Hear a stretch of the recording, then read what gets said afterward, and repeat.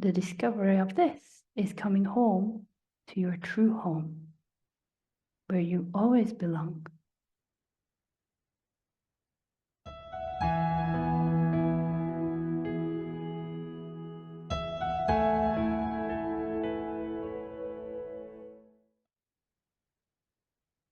The meaning of life is whatever meaning you give it. So if you believe the meaning of life is to have a family, then either you will have a family and feel, I'm successful, I've won at life. I better show everybody how successful I am, so I'll just take a picture, get in line, everybody smile. Look how happy and perfect my family is, and now I put it on social media. And everyone can see that I've won at life. Because this is the meaning of life. Or you won't have a family, and then you believe that you failed at life. And try to figure out, where did I go wrong? What's wrong with me? And be miserable. Or you might decide the meaning of life is to follow a particular religion and try to convince everyone else in the world, this is the meaning of life. You must follow this religion, or when you die, you're going to burn in hell. And I want to save you. So you spend your days standing on the streets trying to convince people of this. Or you decide, there is no meaning of life, I'll just do what I want. And you party, and you drink, and you take drugs, and then you die. And the yogis understood, they recognized that they were contemplating this. They recognized everyone's caught up in the meaning of life being about their family, or their job, or their status in society, or getting money. But there must be something deeper. They felt there's something deeper than all of this. So the yogis renounced, and some still do renounce,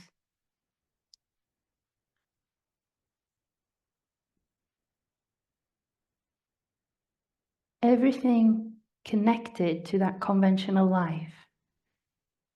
And they take a little metal pot with a handle, and they give away all their clothes. They say bye to their kids and their wife, and they put on a very basic robe, and they go up into the Himalaya, in the mountains, and they find a cave, and they sit there.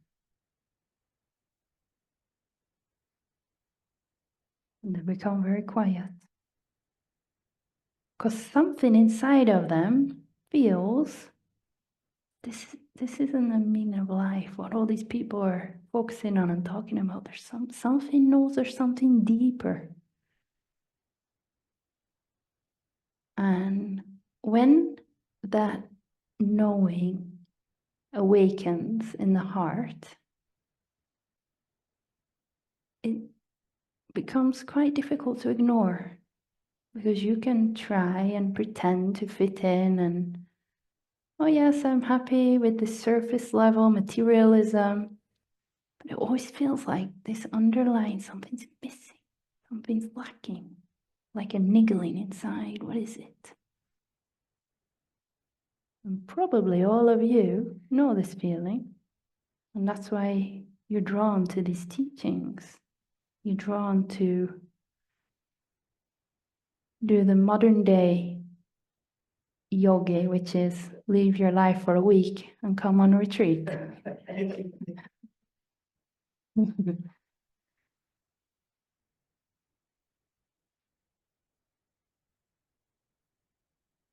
So we're looking together. What is the meaning? And what it comes to is a search for happiness. Every single human is searching for happiness. If they search it through a family, they think it's because if I have a family, it will bring me happiness.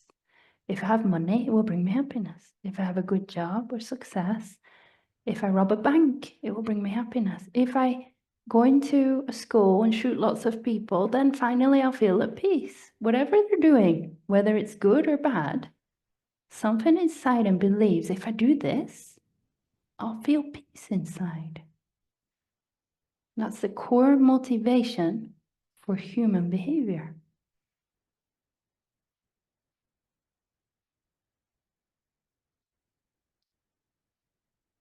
And you may have experimented with many of these avenues and discovered,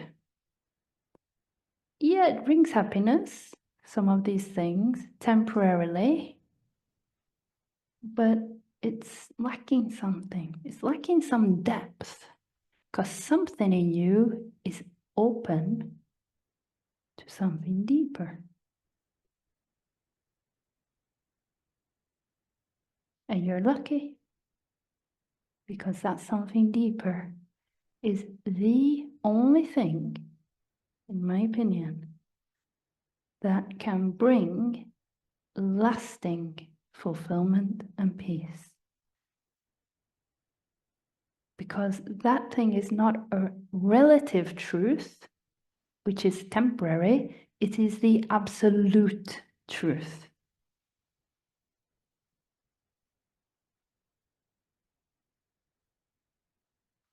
Anything that is a form came into life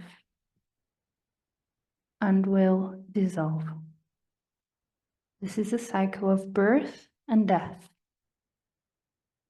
The human body is born and it dies, every single one, whether it's a beggar or a king.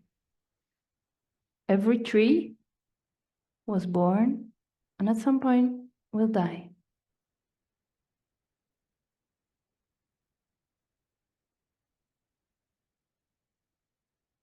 And we can enjoy all of these temporary forms, and it can bring great joy. But if we cling to it, don't die, don't die, I need you for my happiness, it will bring suffering. And the Tibetan Buddhists understand this. They understand that attachment to form is one of the root causes of suffering. And that's why they do this beautiful thing.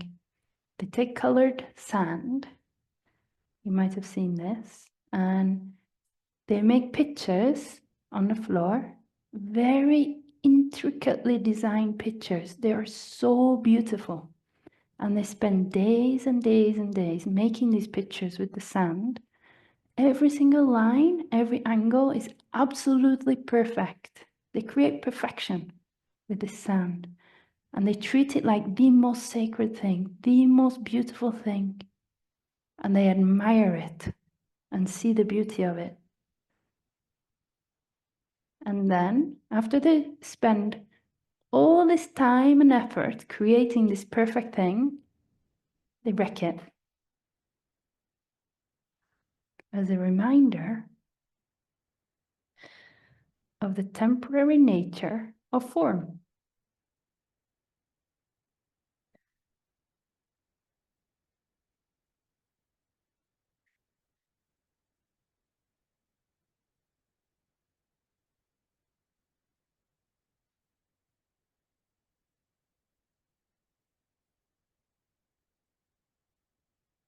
And what happens is that we're just seeing the truth of how reality is.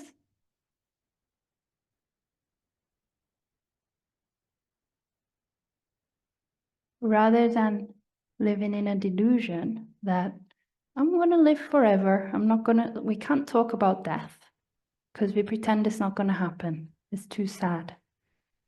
We're going to all live forever. And my house is going to be forever, and my children are going to be forever, and we just carry on every day like everything's going to be forever. This is living in a delusion, and it might feel comfortable, but at some point the bubble is going to burst because it's a delusion. So better not wait Let's see the truth of reality right now, in this moment. What is true? Everything that is a form is temporary, and it will be gone. This form will be gone, and all these forms will be gone.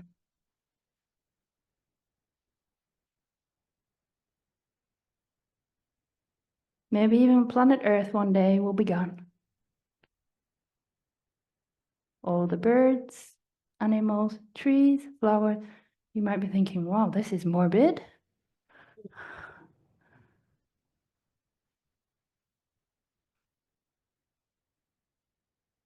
But it's not, because there's something here that's eternal. And that's the most beautiful thing in existence. And when you seek your happiness in the forms and it brings you suffering, that can be a gift, because it can make you turn your attention to the formlessness, which is where you can find the only thing you can rely on, the only thing that's never changing, it's never going to die, it's never going to leave you. The only thing that remains constant, the only thing you can trust. If you want to trust something or belong somewhere or feel connected, don't put it in something that's temporary. That's not wise. Put it in something that's eternal, that's indestructible. This is not something imaginary to make us feel good.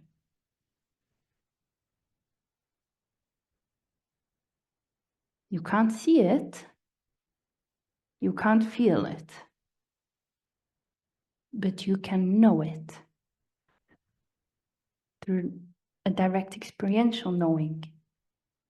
How do you know it? You have to turn your attention away from the forms and look, investigate for yourself if what I speak is the truth. Investigate if there is something here that is always here, that never moves, that never changes, that is not a form. And investigate the nature of it. If it has any problems at all, if it lacks anything at all.